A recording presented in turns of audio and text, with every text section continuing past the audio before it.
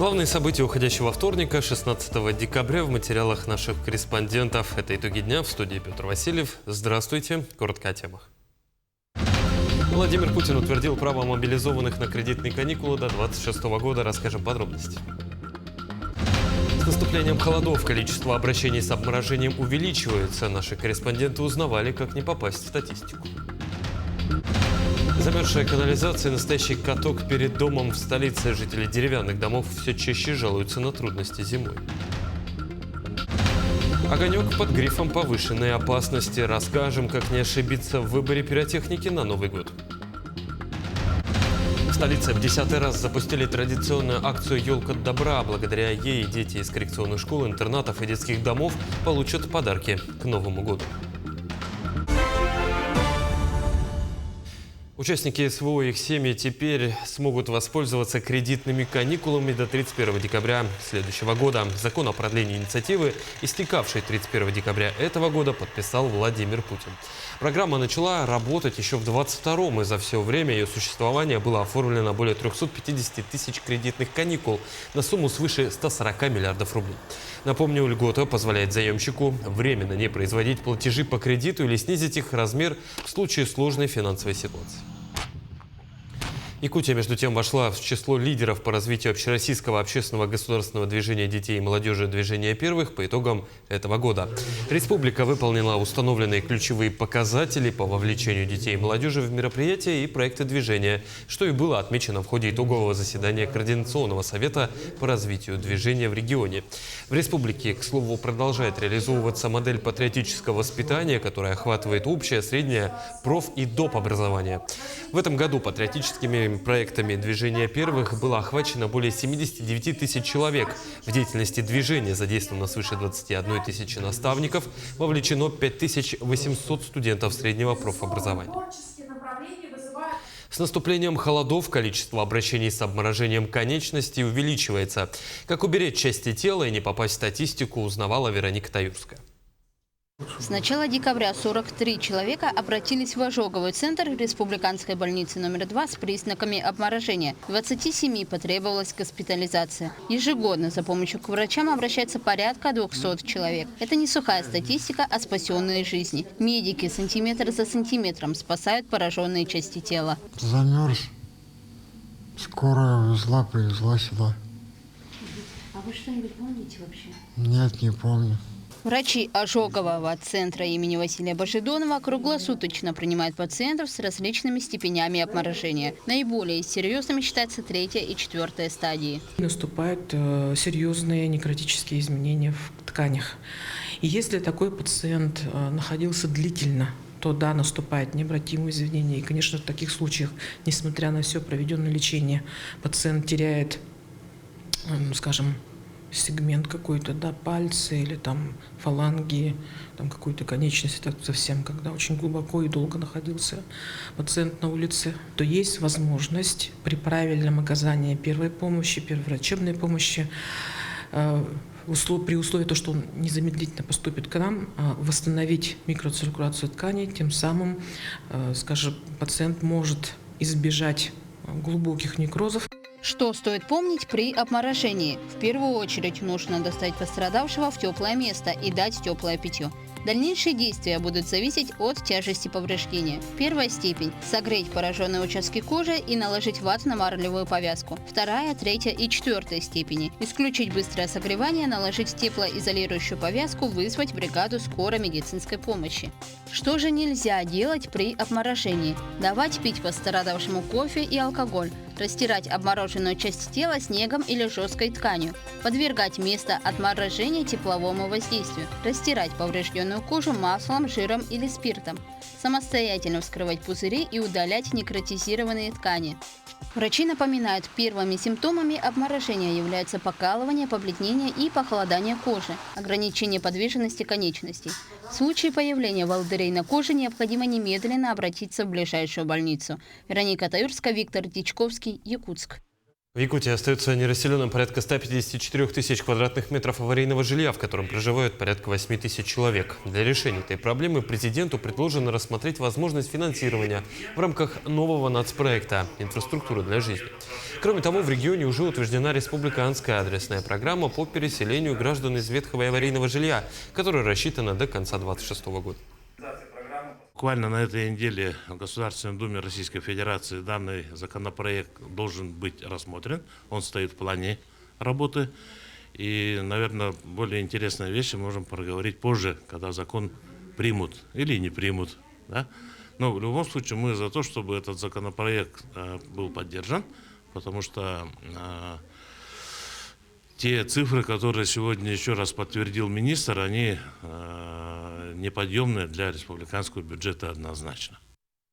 Граждане России имеют право на перерасчет платы за коммунальные услуги, если они отсутствовали в своей квартире более 5 полных дней подряд.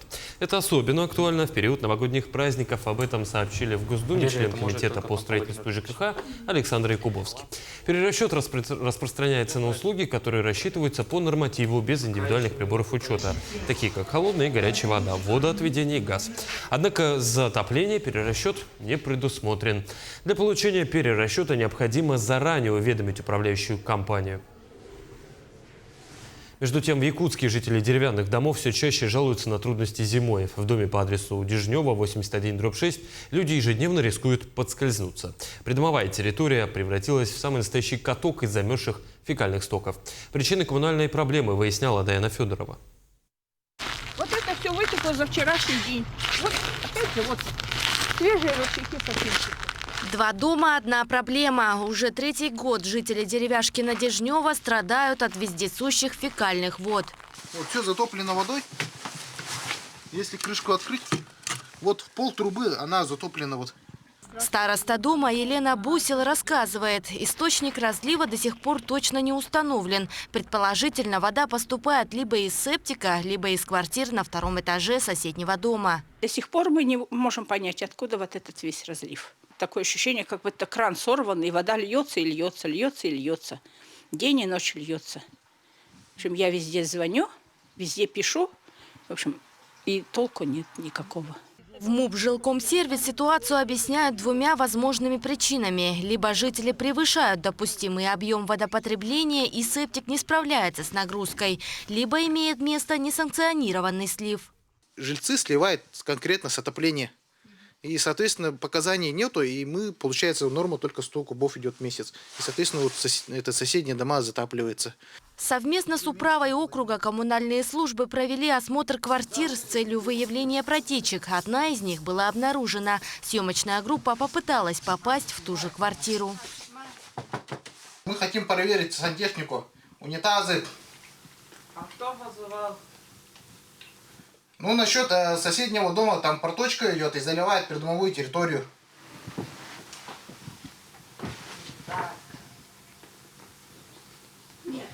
Не откроется. Что касается откачки, она проводится с превышением нормы в 3,5 раза, несмотря на частые поломки техники из-за сильных морозов. В ноябре было откачано около 350 кубометров, в декабре более 100. За месяц мы должны только 5 раз приезжать в течение месяца. А мы, получается, каждый день не можем качать, потому что у нас есть и другие дома по городу. Я предлагаю, чтобы управляющая компания прошлась по квартирам, да, и совместно с управой, чтобы еще раз постучались. Мы тоже неоднократно ходили и дошли до каждого собственника, проверили каждый смеситель, каждый этот перебор холодного, горячего водоснабжения. В управляющей компании о проблеме знают. По словам специалистов, все выявленные протечки были устранены, а канализационная система дома полностью отремонтирована. Жителям прекратить, во-первых, водоразбор системы центрального отопления и прекратить несанкционированный слив в систему, канализационную систему дома. Зона ответственности управляющей организации заканчивается по внешней стене фасада здания. Дальше зона ответственности непосредственно поставщика. В данном случае Жилкомсервис. Староста дома Елена Бусел уже подготовила обращение к мэру Якутска и главе республики. Жители надеются, что проблему удастся решить до весны и ситуация не перерастет в более серьезные последствия. Даяна Федорова, Джулстан Накентьев, Якутск. Акция «Елка добра» в 10-й раз исполняет мечты детей. Традиционно желание двух ребят исполнил и глава Якутии Айсан Николаев.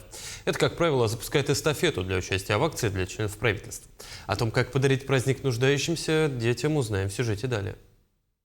Волонтеры Лиги молодежи в 10-й раз проводят елку добра и отмечают сохраняющийся интерес на протяжении всех лет проведения. Любопытным фактом стало то, что самыми отзывчивыми и активными дарителями всегда были и есть дети. К примеру, в этом году за средства, вырученные со школьных ярмарок, ребята купили подарки. Больше всего принимают участие почему-то сами дети, это вот школьники, вот, и они уже нам звонят, пишут с сентября месяца, и уже все очень ждут начала акции «Елка добра», прям вот когда начнется, и вот у нас первые участники это всегда вот дети. В этом году участие якутян позволит вручить подарки более 1000 воспитанникам детских домов и коррекционных школ. Для того, чтобы принять участие, достаточно выбрать открытку с именем ребенка на елке и приобрести для него новогодний подарок. Я каждый год всегда прихожу на эту елку, с удовольствием делаю подарки для детей.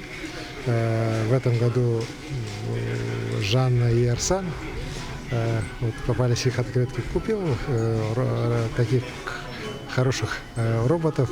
Думаю, что детям это будет интересно, они это всегда любят.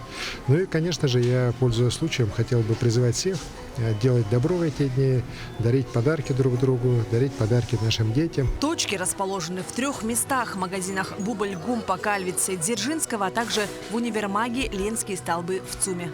Для большинства из нас купить подарок – это знак благотворительности, неравнодушия и доброты. А для детей с особенностями – это настоящее новогоднее чудо, частью которого мы с вами можем быть. Акция «Елка добра» продлится до 26 декабря включительно. Марфирина Алексеева, Семен Семенов, Якутск. Безусловно, каждому хочется сделать праздник красочным и красивым. Фейерверки, петарды, другие пиротехнические изделия позволят реализовать ваши желания. Но в погоне за спецэффектами многие забывают, что в руках весьма опасная вещь. О том, где разрешено запускать фейерверки в новогоднюю ночь в городе и как обезопасить себя от несчастного случая, расскажет моя коллега, любительница пиротехники Надежда Саханская.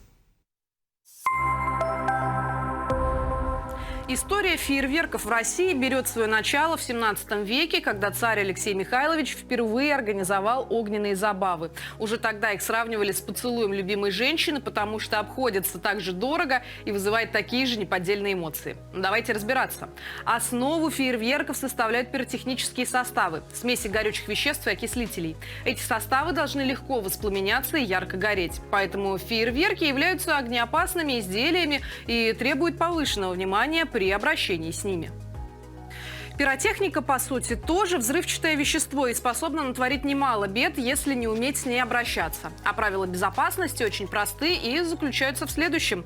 Применение пиротехнической продукции должно осуществляться исключительно в соответствии с требованиями инструкции по эксплуатации завода-изготовителя, которая содержит ограничения по условиям применения изделия, способы безопасного запуска, размеры опасной зоны, условия хранения, срок годности и способы утилизации. Так, например, общеизвестно, что применение пиротехнических изделий запрещается в помещениях, зданиях, сооружениях, на территориях взрывоопасных и пожароопасных объектов, возле линий электропередач, на сценических площадках при проведении концертных и торжественных мероприятий, на территориях объектов культурного наследия, заповедников, заказников и национальных парков.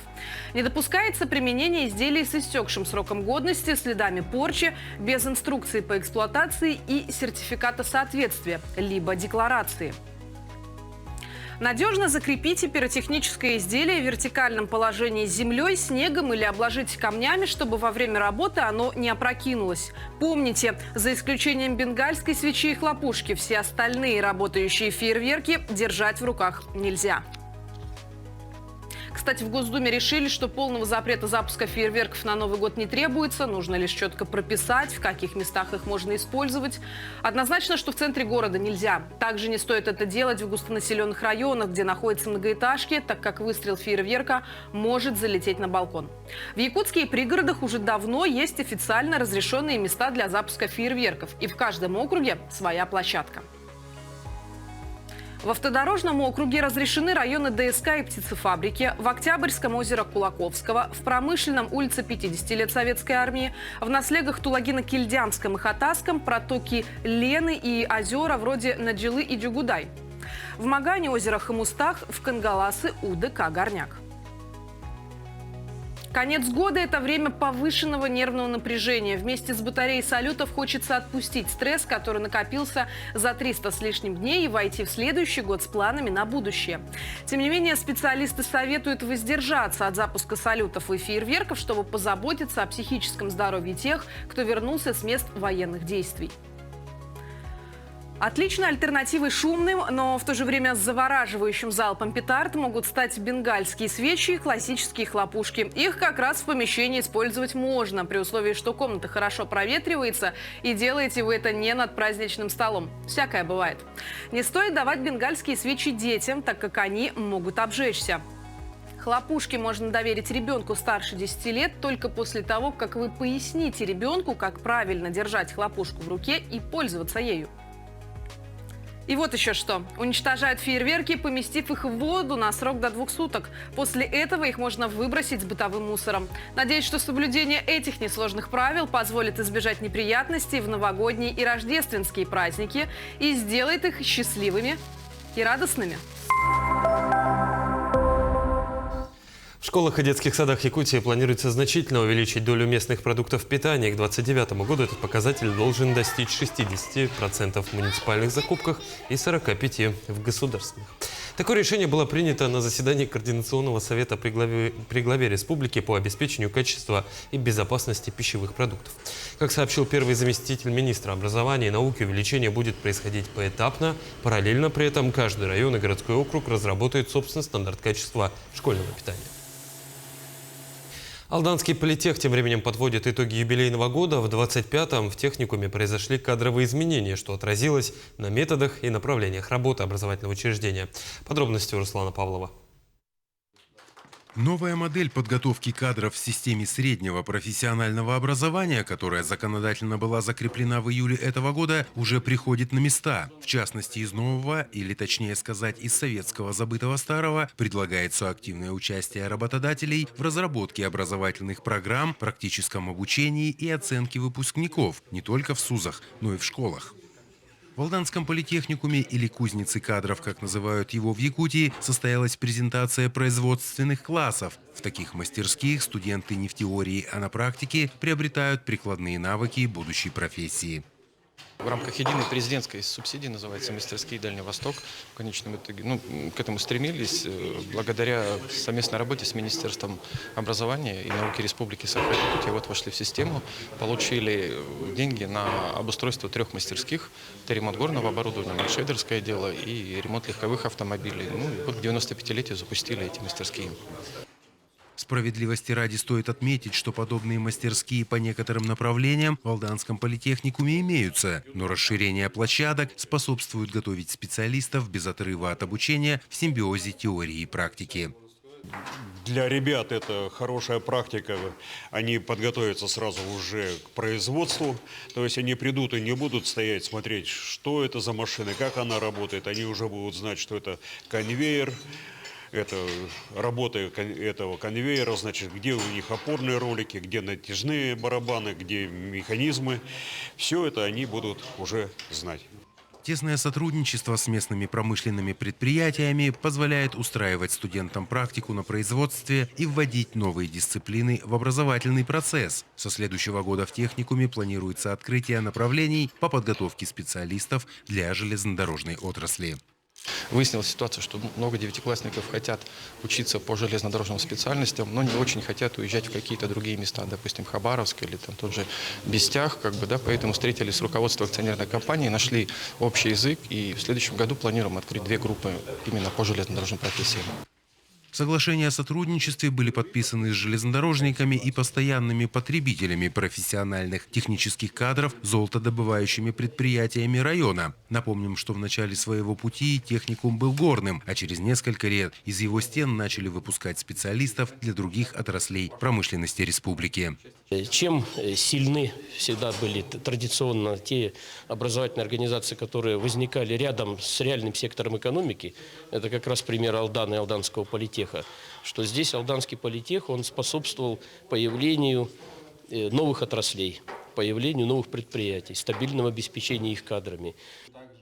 В современном мире и цифровом пространстве Алданский политехникум старается идти в ногу со временем и готовить востребованных конкурентоспособных специалистов, готовых решать задачи 21 века. Руслан Павлов, Сергей Шипачев, Александр Лукин, Алдан.